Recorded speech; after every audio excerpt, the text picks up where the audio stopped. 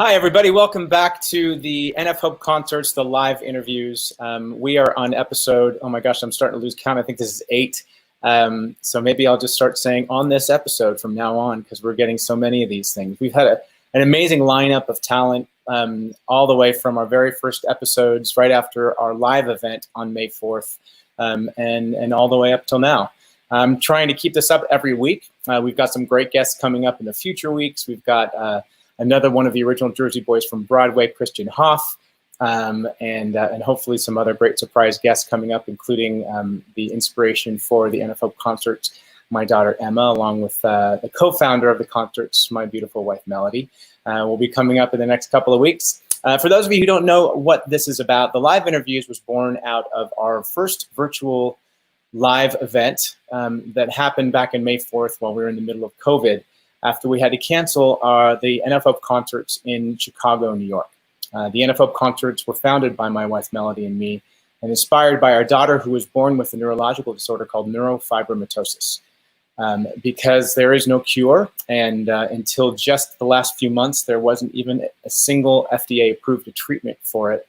We wanted to make sure that we were an active part of making things better for the 128,000 living with NF in this country. And that's where the NF Hope concert came from. It was born out of what we know well, and that is the arts. And so we use theater and dance and music and art as a way to reach out and get support, both financially and for awareness for NF and all the people who are living with it. So we're going to continue along with what I think now is episode 8 of the live interviews, and we're doing it with a good friend of mine, Dana Satterwhite. We're excited to have you here. We'll be right back.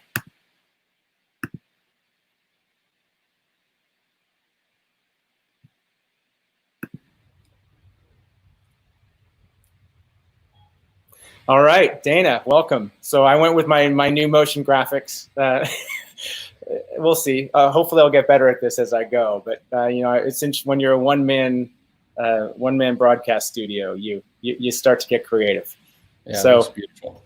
Thank you. Coming from me, that's a huge compliment. So, welcome, man. I'm glad that you're on here. I'm glad we get to talk to you. It's a pleasure to be here. I appreciate you having me on. Yeah, as you may have read on social media, I'm always happy to have any kind of conversation with you. So the fact that we get to do this on this, and even if people want to make a contribution, I'll leave that link down below. But I actually wrote down a bunch of questions and thoughts, because there are things that I don't think we've ever really discussed about sort of where you landed, where you are. So, I mean, you're probably one of the most creative guys that I know. And I'll be honest, I draw inspiration from you all the time. So where did that all start? Like, if you could dig back to like, what made you want to get into, you know, a creative field like, you know, agency work and marketing and arts and writing, and, you know, where did this all start with you? Because I don't think we have ever discussed that. That's a great question. Thank you for throwing it at me. I took kind of a circuitous route to get there. I studied, went to school in New York at State University of New York at Binghamton, and I was a biology major, and that I'd done incredibly well in biology in high school, and when I got to college, it was just a whole new ball game. So didn't perform as well as I should have. I think the newfound freedom of being at college and sort of being away from my parents, you know, I think that probably took a toll on my GPA. So then I switched over to another science, the science of psychology, and it was considered a hard science at Binghamton, and that's actually what I got my degree in. And there were certain things like, you know, human factors and, you know, environmental working, you know, settings and how colors apply in situations like that. And, you know, if you paint a room yellow versus red versus green, you know, what that does to working conditions. And that sort of was intriguing to me. And then, you know, somewhere along the line, this notion of advertising being connected with psychology was put out there. And again, I was intrigued. I ended up, but I just knew I didn't want to pursue psychology, you know, as a vocation at that point in time. And then I ironically, I met a good friend of mine at the gym playing racquetball, of all things, and he was a graphic designer, and he had a studio. And basically, I just was playing racquetball with him, and I left. And then something told me to turn around and go back to him and basically say, hey, his name's Joe. And I said, hey, Joe, I would really love to learn what you do. That'd be great. And I said, I would happy to apprentice for you, for nothing in exchange for you teaching me your craft. And I think he kind of blew me off. I don't think he kind of wanted to pawn me off on one of his clients. He had a lot of clients in publishing, and he tried, but he had no success there. So he was basically stuck with me, and he said, all right, kid, show up at my studio at 9 o'clock on Monday morning, and let's see what happens. And I did, and that turned into a 2-year apprenticeship with him. The second year of that time, I went to School of Visual Arts in Manhattan, and that was just, for me, it was after I got my bachelor's degree. It was like non-matriculated work, but I still, I was enrolled as a first-year art student, and it was just, that was it. Awesome. That was it. So then, you go from there, you end up at Arnold Worldwide, and you're representing clients like, McDonald's and State Farm and Volkswagen. And so you end up, I think a lot of us who probably don't necessarily know the world think of the agency world as the headier side of creativity. It's not pure art, where it's creating for a purpose as opposed to creating what you feel, I guess. I don't know why I think that way, but I do. So how do you go, after this work of getting the experience of going to school, you're working at an agency, you land in Vegas and you think, okay, I'm going to take this experience and I'm going to open an art gallery. Like what? I've driven a very windy road myself. How do you land on that? Again, it doesn't make a whole lot of sense on paper. But so, the way I look at it is that I've been fortunate enough to work with some immensely talented people over the course of my career as partners and, visionaries who come in and help you take your idea and bring it to life. And sometimes within the agency walls, the best work that you're putting forth isn't necessarily championed, and it's not necessarily the work that gets out there, so I think an equivalent might be, you have this great movie script and it's in your mind, it's perfect as is, but then the producers come in and they say, we'll greenlight this thing, but you have to change the ending, so I think a lot of times with the work, you have the work and it comes from a very pure place, but then there are a lot of hands that get involved, and then once it actually gets out there into the marketplace, into the world, it's not as you had envisioned. Not always. I mean, sometimes it's smooth and it's a perfect, wonderful process, and a lot of times it's not. And I sort of felt as though I wanted to create a home for people, many of them, still art directors and designers, and sometimes art directors and designers who had moved on, and had left that in their past.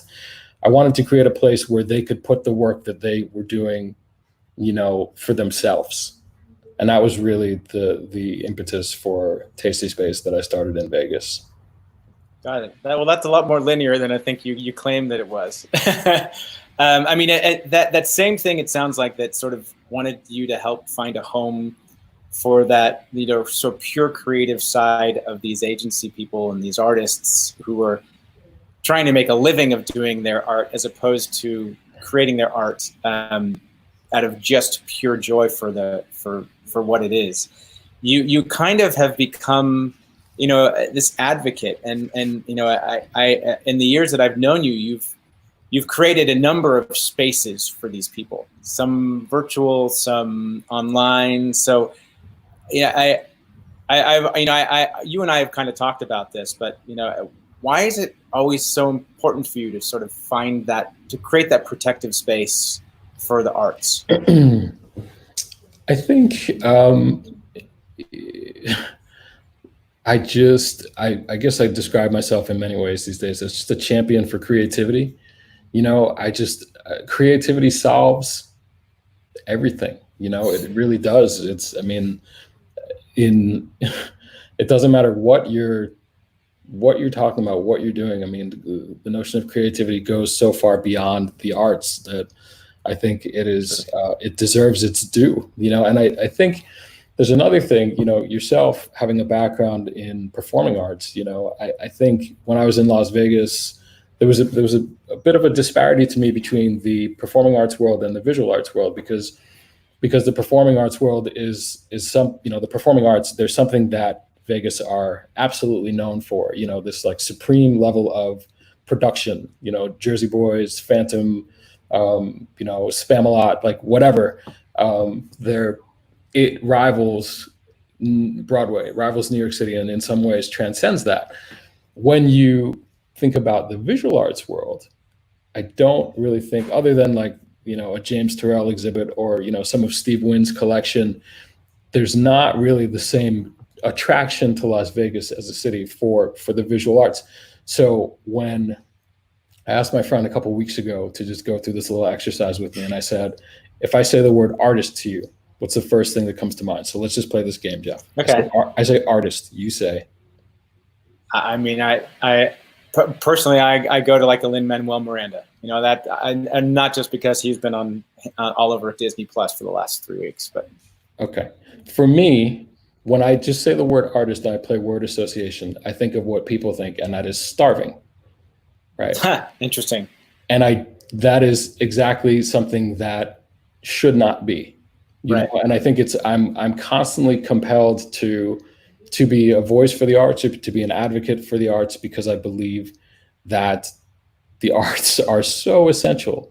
They're so necessary, and they just, the number of stories I've heard about kids kind of finding their home in that creative space is just, it's inspiring. So that's why I want to counter that. I want to, be a solution to that as much as possible, and to give arts their proper due, Right. Performing arts, visual arts, all of it. It's interesting. I was just reading something, an article that a friend posted on social media, and it was actually written by a performer who was sort of talking about, everybody sort of dismisses the arts. They talk about the thing that's going to happen in virtual school is that, the arts and electives are going to go away. It's always been a fight to save arts at schools. It's always been, seen as a luxury, not a necessity. But a very clear point was made. This friend posted in the body of what she wrote that, right after 9/11, she was on tour with Mamma Mia. Talk about it's ABBA. I mean, there's not a whole lot deep about ABBA, but there's that what creativity does, what the arts do for people. Nobody wanted to go on the day after, but they had to because the producers were telling them to.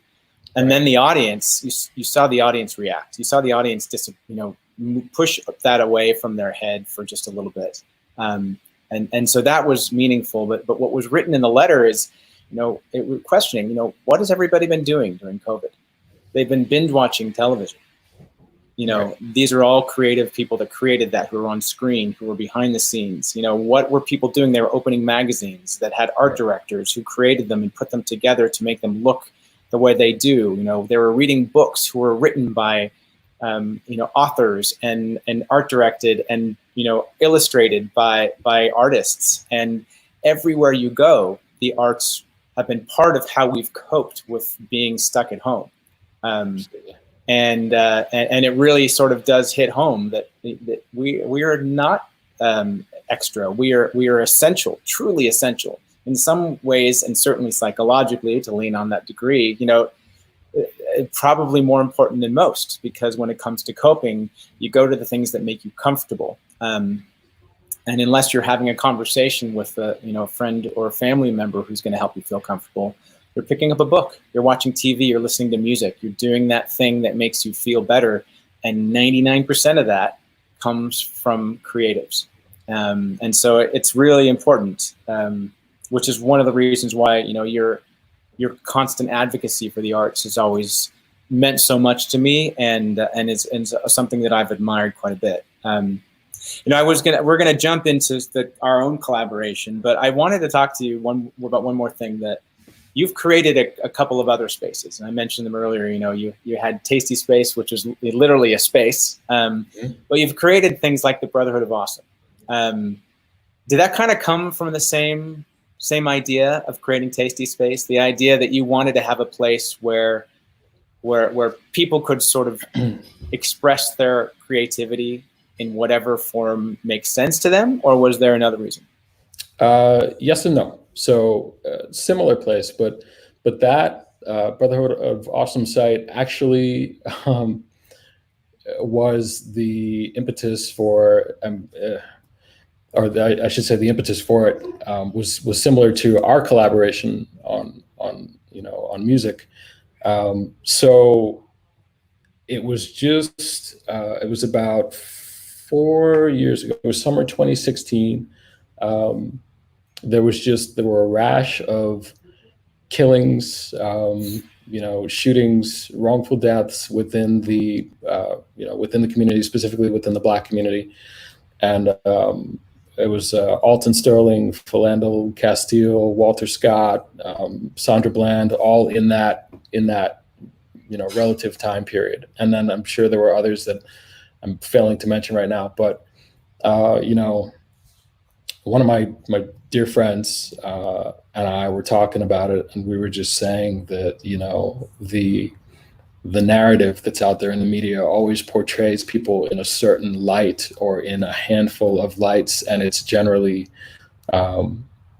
mildly to incredibly negative. And we decided at that point that in order for things to change, we have to take control of that, and it's absolutely within our power. So that shortly after this conversation and us, hanging our heads and lamenting and mourning and grieving and all these things that all of us do,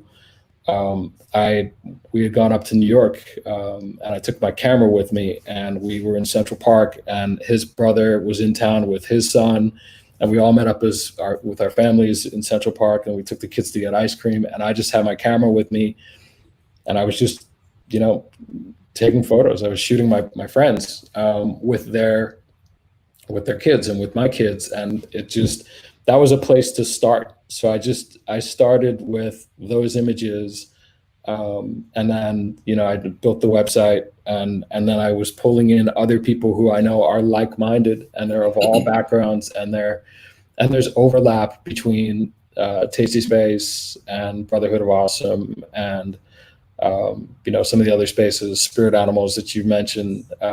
There's overlap. It's not always exactly the same folks, but it's people who share, I think, very similar ideologies, a very similar approach to life, where we're here to contribute, we're here to support one another, we're here to love and embrace and seek common ground. So this notion of, it says on the on the front page, it's not just a brotherhood, it's also a sisterhood. It's open to, it's not just this male centric world. It is about marginalized communities and just anyone who has identified as other in some sense, but people who are immensely talented, who just want to do good things. I mean, that's really that's at the core of who, I don't know if I'm drawn to people who lots of people who I know are just wildly talented and really nice and want to just live in a maybe it's a utopian society, but they want to live in a nice world and do good things, and it's not much deeper than that. I think that's probably more of a comment on who you are than necessarily who they are. Because people do tend to gather around you, and you've actually leveraged that a little bit. You've got a powerful voice because it comes from so many different facets of who you are, and I think you've used that a lot to tackle some tough subjects, and you do it quietly but very steadily. You hit gun violence and racial inequality, and so many other important topics. And it kind of, all of this is sort of guiding us to sort of the same summer, that summer of 2016. You and I both had the same thought. We were looking at what was going on. It was leading up to a very contentious presidential race, and the division in the country, and the divisiveness and issues not only in Black communities but everywhere. Just from voter to voter and neighbor to neighbor, and I know what drew me there, and I think we already know the answer, but I'm going to ask you anyway. What, other than the excitement of working together, which was really cool, what is it that sort of made you say, yes, I want to do this? I want to sit down and help you write a song, even though I've really never done it before. The opportunity to work together was great. It was really appealing to me. The opportunity like you said, songwriting is not my thing. I think I'd taken a swing at it maybe once before, but something new, the opportunity for something new, but also just the ability to amplify the message, to get it out beyond our, maybe slightly smaller circle. To me, it's a hopefully a positive message, a hopeful message. I just think we need as many of those as we can get. And sometimes, like maybe right now, it's more poignant than say several months down the line when we're not all consumed by things that are happening in the news, the social justice movement. Maybe at times like that, it's maybe it's a little less poignant, but I think it's always necessary. So Agreed. Yeah, and again, it was a pleasure just to have the opportunity. So yeah, I was excited to work with you, and it was a nice excuse to sort of, I think that was my introduction to Zoom. Now I think about it, I'd never heard of it before. You said, "Hey, let's meet over Zoom. We can do video chat over Zoom." I had no idea what it is, and now I'm consulting. So thank you. But I came to you with this idea, and it was all from, I was into quotes at the time, and there are a couple of great quotes, an Elie Wiesel quote that came up, but then of course there's the one quote from Martin Luther King Jr., and that is that darkness cannot drive out darkness, only light can do that, and hate cannot drive out hate, only love can do that. And it has always stuck with me. It's always been one of my favorites because it's so true, and in a country that unfortunately thrives on divisiveness and conflict, it seems, they're really important, and so are these words right now. So I reached out, as you know, to an incredibly talented singer here in Las Vegas, Tymara Walker, who our mutual friend Jelana Adamson introduced me to, and she actually performed at last year's NF Hope concert and was the very first person I thought of to sing our song that we created. But you haven't actually heard this version, so are you ready? I'm excited. All right, here we go.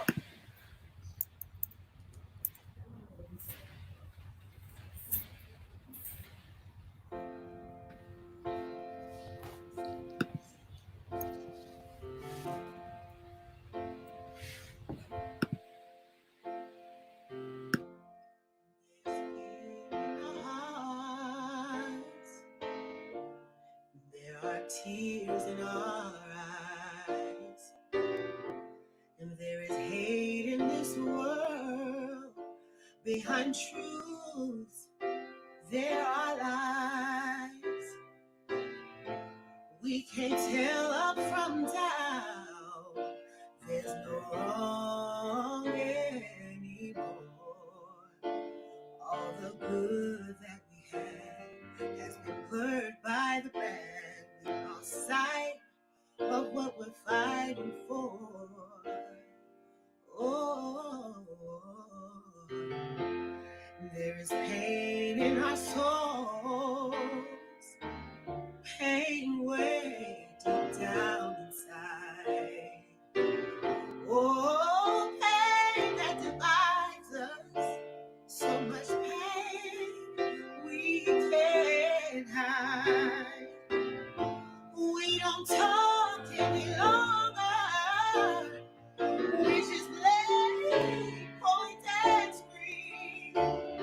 throw stones at our friends. We can't make amends. It's time we remember that man with a dream.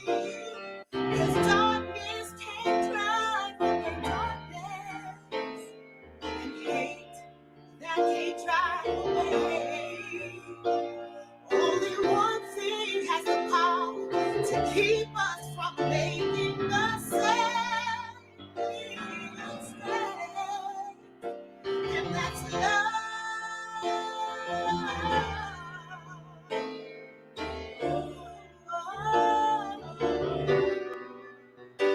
So stand up for your sisters and brothers and do it love.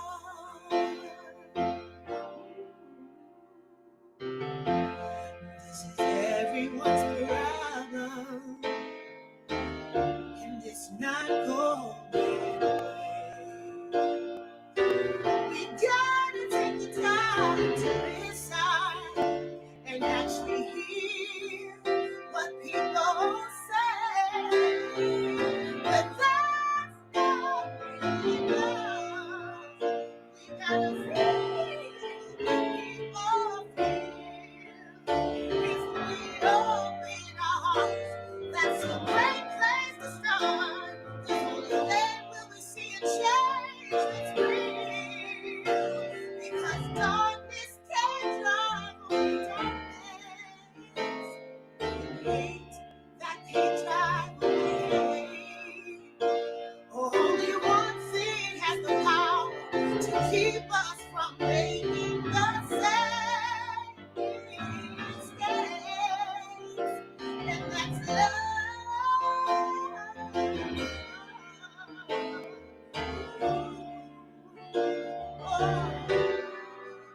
So stand up for your sisters and brothers. We fight without reason. We kill on a whim. People die for their beliefs or the color of their skin.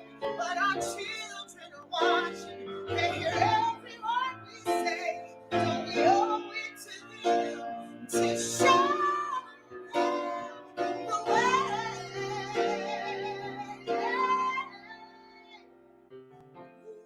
This place that we're headed, it's no place to be. It's no place for you, and it's no place for me. Let's repair what's been broken. Teach acceptance, kindness, and love. Trust all that is to do a good deed, to replace hate with peace from above. 'Cause darkness can't drive away darkness, and hate that can't drive away. Only one thing has the power to keep us from making the same mistakes, and that's love. Oh, that's love. So stand up for your sisters and brothers. Stand up for your sisters and brothers. Stand up for your sisters. Do love. Oh, stand up for your sisters and brothers. And do it with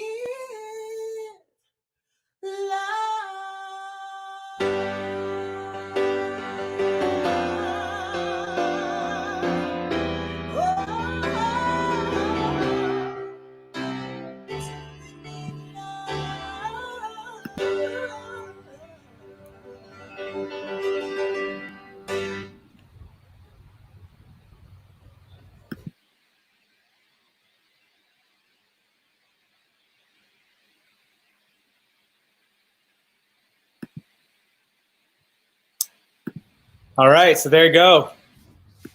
Speechless, man. She did an incredible job. Yeah, she's a ridiculous talent, and I'm just lucky to have gotten to work with her twice now. Unfortunate that it's virtual the second time. Anyway, so those were great words. I think for your first real foray into songwriting, bravo. Even though I think we started off with about 26 verses before we got it down.